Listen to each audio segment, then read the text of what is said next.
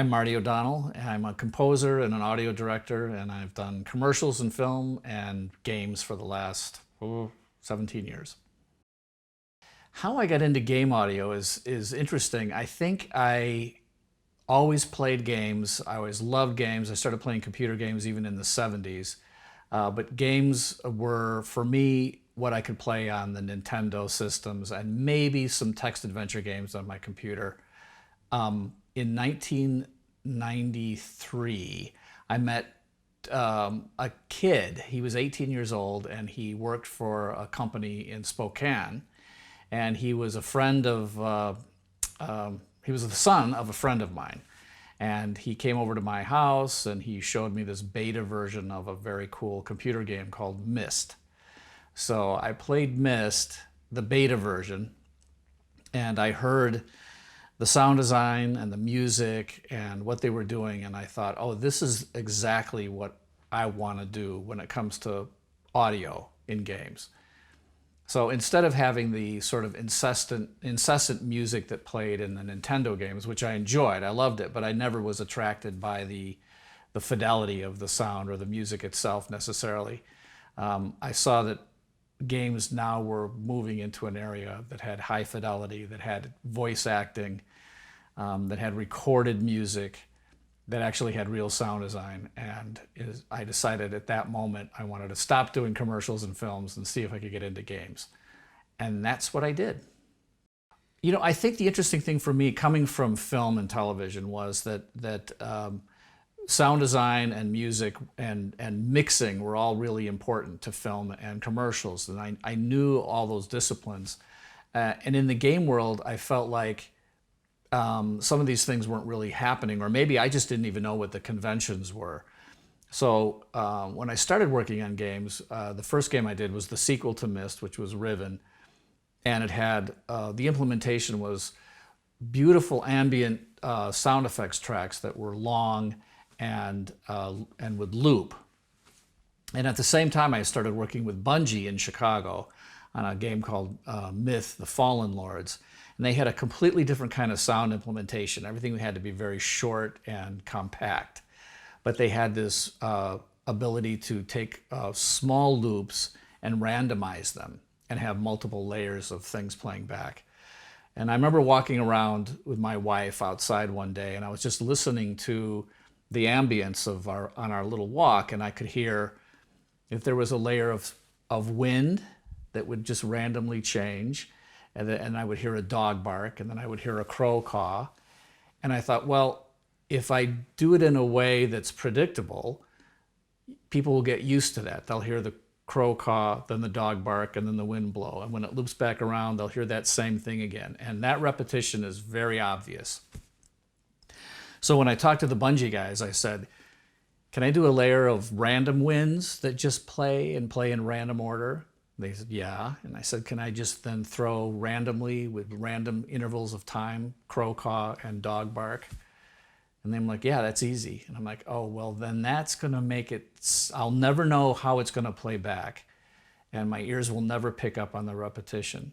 And you can use way less material. You don't need as much recorded material. But if you are controlling and randomizing the playback, you end up sounding like reality.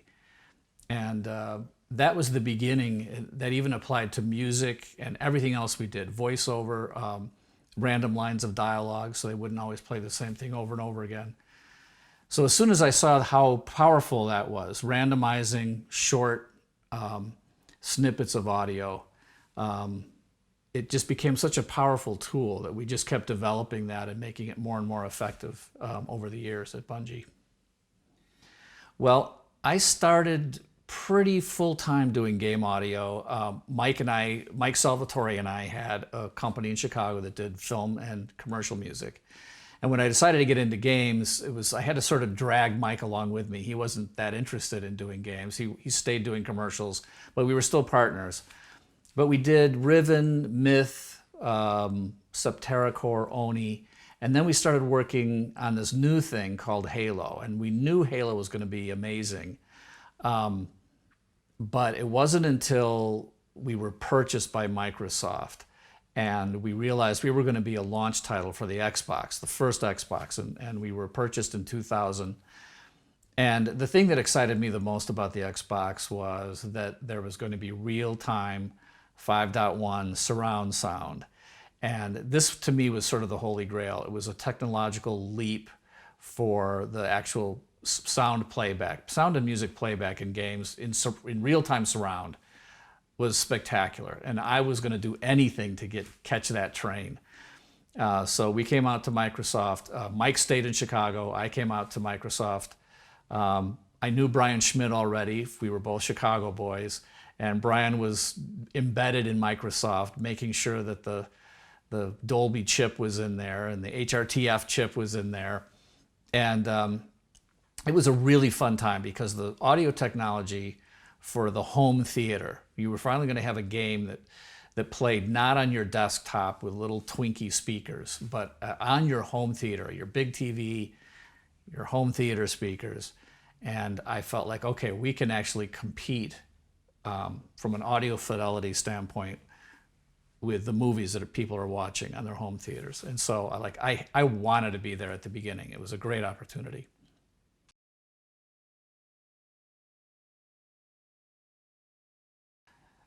Well, actually, I think there are two sides to successful game audio, in my opinion. And writing good music is paramount. You have to be able to write music that is likable or appropriate or memorable. You have to know how to write good music, first of all. But that only gets you so far. That's like halfway there. And then the implementation side, how it plays back, how your sound design, how your music plays back for the player, what their experience is the other 50%. So the absolute best sound design, the absolute best music that's implemented poorly is a failure. And if you have really great implementation, but the music is boring or the sound design is not professional, that's a failure too. So it's 50-50 for me. It's funny, for me, I played these games and I actually thought one of the aesthetic problems with a lot of games was there was this habit of having wall-to-wall music. And even early films, when they started putting music in films, they would score everything. Music was a constant presence in the film. And composers for film finally learned, and I think audiences finally got more excited about films that had music that scored the action and then really good sound design that would take over. So the music had more power when it wasn't being used all the time. So that was my first approach, was music shouldn't be playing all the time. And then if you do have music that's more ambient and maybe is malleable, so it can stretch based on how long someone's playing an encounter or wandering in the forest or whatever it might be, you still have to have some element that says, look, if this person's been listening to this piece, no matter how random and how cool it's being played back, after 3-4 minutes, it starts to just become background wallpaper. So that's why I said I need one final switch that keeps track of how long something is, called the bored now switch. And as soon as I think someone's going to be bored with this music, we get out of it. And, no one really argued with me on that. They trusted that I knew what I was talking about. There were times when I would notice that some people would struggle with a certain encounter and it took them too long to get to the climax. And at that point, suddenly there was no music. My father is one of them who kept saying, well, where's the music? And I'm like, Dad, you're playing so badly that the board now switch has kicked in. So you don't get music. You have to play better to get the music. So it's funny, it's not a perfect system. It's my own personal, when I'm bored with the music. So it's possible other people would like the music to play longer, but for me, it's like, wow, I don't want to hear this piece anymore. It's gotta go away. And especially if it's a piece of music that is designed to change and adapt to what the player's doing. So there are things that happen and they stair step up or they go back or down or whatever it is. If the player isn't making progress and the music is just sort of in this boring state, you have to figure out a way to get out of that, because my I would say the most important thing for me as a composer and a sound designer in games is that I don't annoy the player. Sounds that are annoying, I think, are worse than just about anything in a game.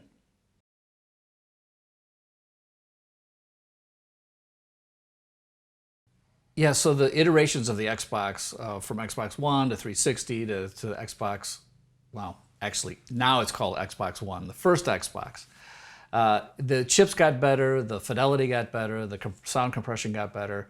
It didn't really make what we were creating from an audio standpoint all that different. We already had a really good aesthetic for creating audio for the gamer and the music, but we had more leeway. We could have higher fidelity, we could have more music, we could have more sound effects, we could have more voices playing simultaneously.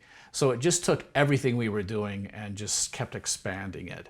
It didn't really give us a sort of a sea change in how we approach things. It just got better and better and easier. And suddenly we almost had unlimited amounts of space to put music in and you know, and surround sound mixes and voice, the number of voice files went from, you know, a couple thousand to tens of, almost hundreds of thousands of files. It's just unbelievable how much content we could put in a game. I think over the last 10 years, we just got better at everything we were doing. It seemed like we were able to do better music, better recordings, hire better actors. Everything just got bigger and better. But the sort of underlying aesthetic of what game audio or what we could do with interactive audio or adaptive audio didn't really change. It just got better and more complex. Today, there's a new thing happening that has to do with head tracking and VR and AR, which is really exciting because it's technology that's allowing us as creators to say, what is the person's experience when we know where their ears are? We know exactly where the audience's ears are in space, in the game.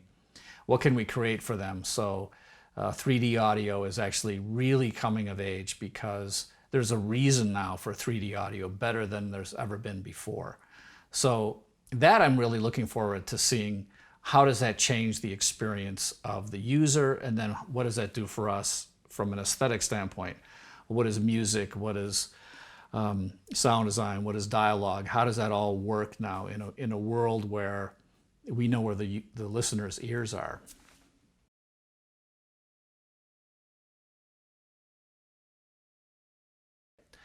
So doing a game soundtrack is a really interesting proposition because you're taking music that was intended to play back in an adaptive way and basically freeze it into a performance that's only heard one way on a CD. We had done that a few times with The Myth, The Fallen Lords, and Soul Blighter and some other soundtracks. But once we finished Halo, there was a lot of music in Halo, and we wanted to get a soundtrack out as soon as possible. Turned out that a guy in New York had heard the game music. His name is Nile Rodgers, who called Microsoft and then ended up talking to me. We had this great meeting about making a soundtrack to be sold. And that's how the first Halo soundtrack was made. And it also launched his company that has done so many soundtracks now over the years, Something Distribution, Something Music, I think it's called. But it's fun for me to get done with a game, listen to all the music that's been created and say, okay, how do I walk the listener through that experience of playing the game and give them an experience of each individual piece?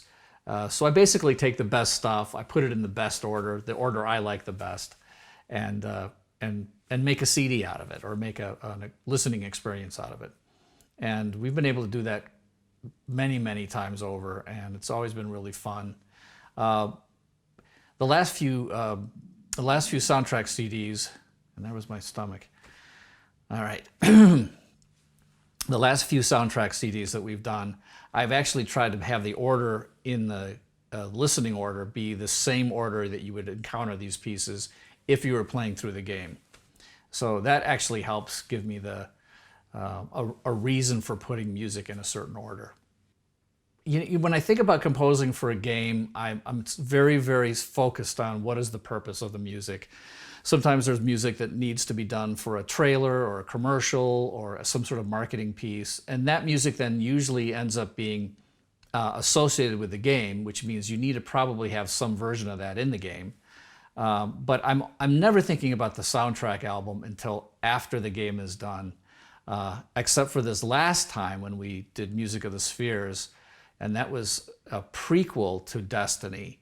It was intended to be a prequel to Destiny, so it was a singular music experience of 8 movements that would just give sort of presage the world of Destiny from a musical story standpoint. And that was the first time I actually thought about music as a standalone experience outside the game. You know, when I start thinking about music for a game, it's almost always, number one, music has to have a story that it tells. So music has a beginning, a middle, and an end, and it has some sort of shape that tells us an emotional story. I don't think about the interactive implementation of music until after I've written something that I like, or Mike has written something that I like, or Mike and I together have come up with a piece that tells some sort of a compelling emotional story. And then I start thinking about, okay, how do I just sort of disassemble that piece of music and make it so it can be played back interactively? For me, that's the most successful way to approach it. I'm sure other people have other ways of approaching. I find that if I start thinking ahead of time about how to make something interactive, my music ends up being more boring. I don't know why. Maybe I just get too balled up in the technology of the playback. So for me, and I think Mike too, we both really feel like the best way to start is to write the best music you can write for the purpose that it has. So it needs to have some sort of an emotional story that's being told. And then you can figure out a way to make that adaptive. That's worked really well for me.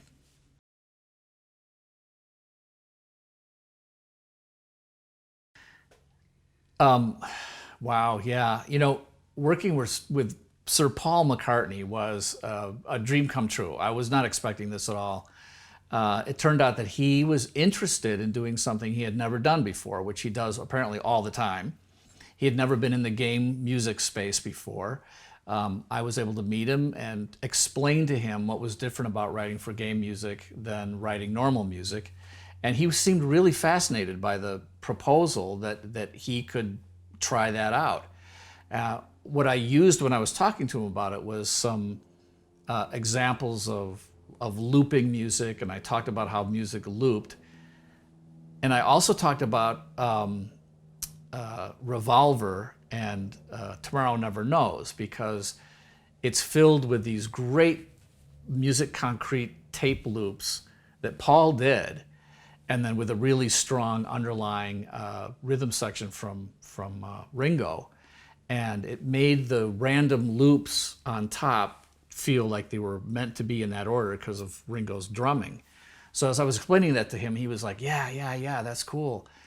And then he went back to his place. I found out that he wanted to work with us. And he immediately said, I just got out my old Brunel tape machine, the actual tape machine that he used on Revolver and Sgt. Pepper to make tape loops. And the first thing he sent me was called a tape loop symphony, where he had just done a zillion tape loops and mashed them up and put them together and just sent me this Pro Tools session filled with loops. And I was like, wow, this is the coolest thing ever, because now I get to I hear all this stuff Paul did, and just like George Martin, I could sort of pick and choose what I wanted to do with it. And Paul was really happy with that arrangement.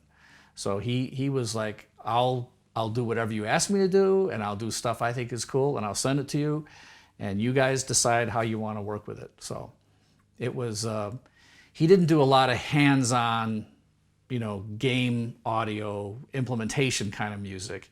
He just did music that he thought was, once again, tells a cool emotional story, and then left it up to us to figure out how to work with it, how to put it inside our music.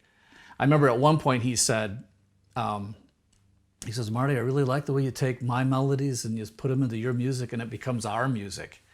And I was like, okay, well, how much better can it be than that? So that was great.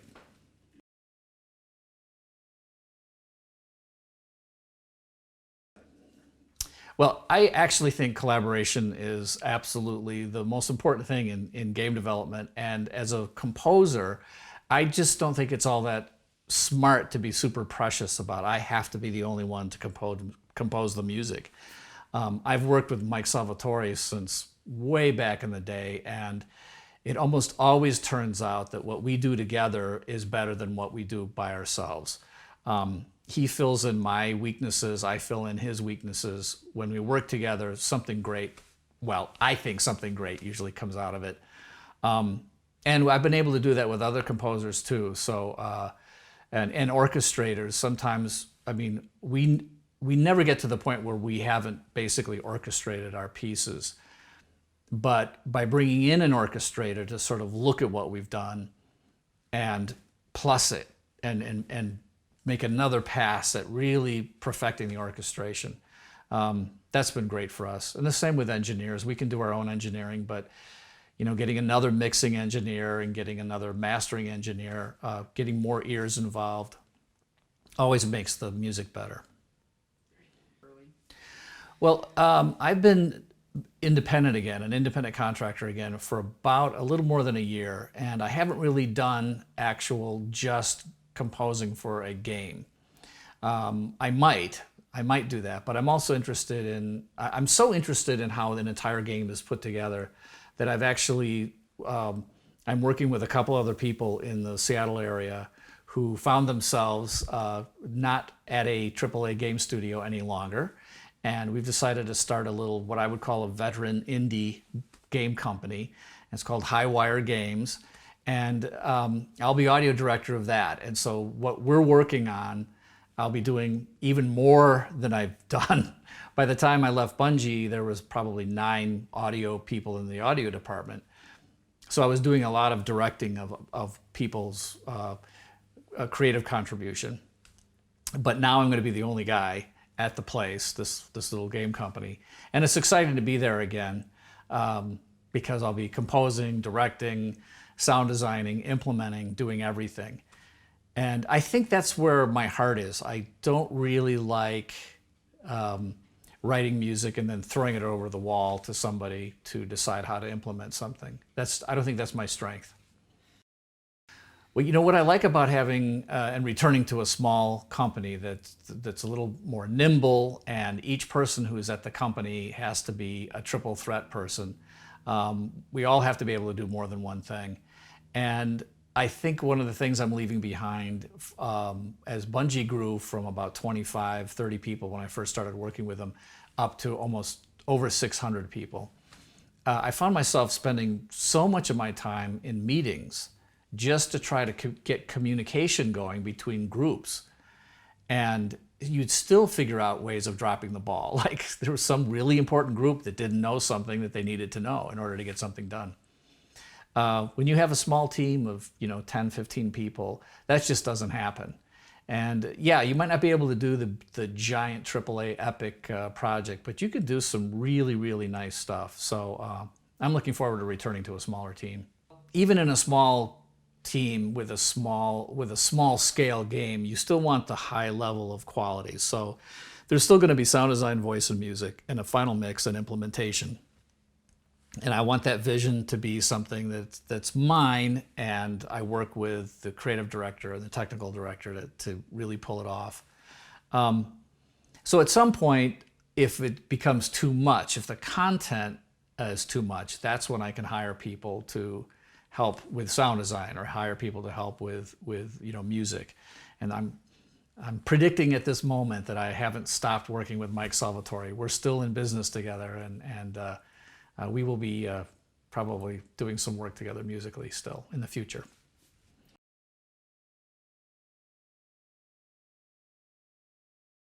Well, I'll give you a quick version on that. I mean, I've always felt like that in games, sound makes it real, music makes you feel, and that's like a little couplet that I say. But the important thing to me is, even when I was doing commercials and film, I would find if I didn't know who the sound designer was, they would be making some great explosion or car crash sound, and I might be composing something that would climax right at the moment of explosion. And so we would have 2 audio things happening simultaneously. And you could only fix that in the mix, and something was going to lose out. But if I was in control of both of those areas, even if I wasn't the sound designer or the composers, but I was directing both parties, I could say, this is going to work better with an explosion. Have the music just give me a little hole there. So it's not like I'm turning something down that compositionally should be climaxing. So you can have the music lead up to something, pay it off with an explosion rather than the cymbal crash, and you just have a better mix. You have a better full audio experience. So anyway, that works that way in games. It's a little more complex to actually get that to work out. You have to have real-time mixing in the game that basically you have like an artificial intelligence mixer inside the box that actually is making audio decisions on the fly.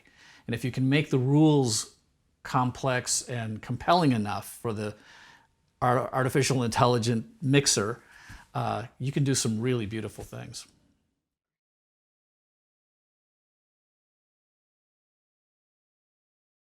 So I'm so happy you asked me about audio director, because here I am on film and I'm going to take credit for inventing the term audio director. Now, that might not be true, but I think it's true. Back in 1996, when I first started talking to the guys in Spokane at Cyan, I realized I had an opportunity in this new field called game audio to sort of redesign how the audio person interfaced with the team. And coming from the movies and commercial business and television, there was no audio director. There's a re-recording mixer, there's a composer, there's sound design departments, there's sound editors. There's all these different roles that are very well defined in film and television. And I always felt, because my father was a director, that the concept of director was the cool place to be. I wanted to be a director. But I wanted to be an audio director. I wanted to convince the game people that when it came to moving molecules through the air, anything coming out of the speakers should be the vision of one person. I will fulfill the creative director's vision, but on the audio side. So let me be the audio director, just like there's an art director, I'll be the audio director. I wasn't able to convince the guys at Riven to do that. I didn't get that gig there, but I was able to convince Bungie to give me that role of audio director. So I'm not sure if audio director is the same in every game company. I've always felt like audio director was a very hands-on, creative, visionary role. So that person should be the one who could at least understand how to get the best performances out of actors, think about how to implement, think about the final mix, be in charge of composition and sound design, and putting a team together that could actually fulfill all of those content areas. But at the end of the day, the way I look at it is, if somebody says, oh, I loved the audio in Halo, I could say, well, look at my team. Look at Mike Salvatore, look at C. Paul Johnson, look at Jay Wineland. I have a great team of audio people. Thank you for this compliment. But if somebody says, wow, I think that audio stinks, I say, well, that was my choice. If you don't like it, it was because I made that decision. So I feel like the audio director is responsible, but shouldn't be necessarily credited with everything, but should be responsible, taking responsibility for what's happened in the audio. And because of that, I think it's a better product. It's one person's vision for the audio. You don't have a composer who's fighting with the sound designer. You don't have the voiceover taking precedence over everything in the mix, because there was a person who's in charge of that's different than the person who's in charge of music. But I think in some of the bigger companies, they started getting in people called audio directors who really spend a lot of time with basically their audio producers. They're sort of overseeing the production and spreadsheets and a whole bunch of stuff like that. That's not my vision of audio director. Okay. Audio director is one of those terms that's thrown around a lot, especially in the game business. And every once in a while I'll say, hey, that didn't exist until I talked about it in '96. And a lot of the guys will say, yeah, I think you might be right. So I don't know if it was simultaneously a position that evolved in several places at the same time. But you still, if you say the word audio director in film, if you go to a film studio and say, who's your audio director? They're going to go, what are you talking about? There is no audio director. Sometimes there's a newer thing that's the last 20 years in film called music supervisors, but they're not audio directors. And usually in a film, the director has the full vision for everything, including the audio, which I've always thought is a bit of a mistake, because film directors that are really visual or really story-driven, they just don't know what audio can do. And if they would rely on an audio director the way they rely on an art director, I think a lot of films would have better results. Yeah, with maybe a few exceptions. Well, yeah, I mean, the Spielbergs and Lucases, they know how important audio is, and they might as well be audio directors, because they really do great work with audio, or have great people who are in their audio teams that fulfill their audio vision.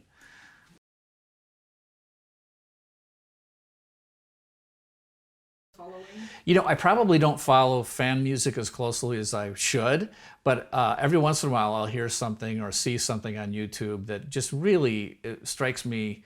It just warms my heart, because I never anticipated that people would care about music that I wrote or that Mike and I wrote, and actually want to sort of reinterpret it or make it their own.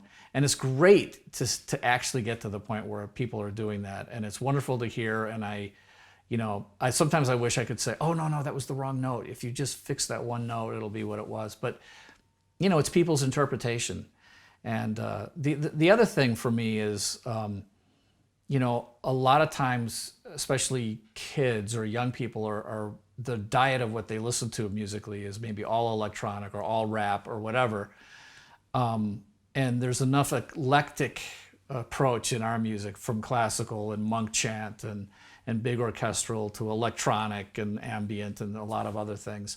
And it just gives, I've had enough kids tell me that, they were inspired by the game music we did, that they became music majors and cello majors or vocal majors. And that's just really wonderful. That's a bonus side to this medium that I never expected to happen.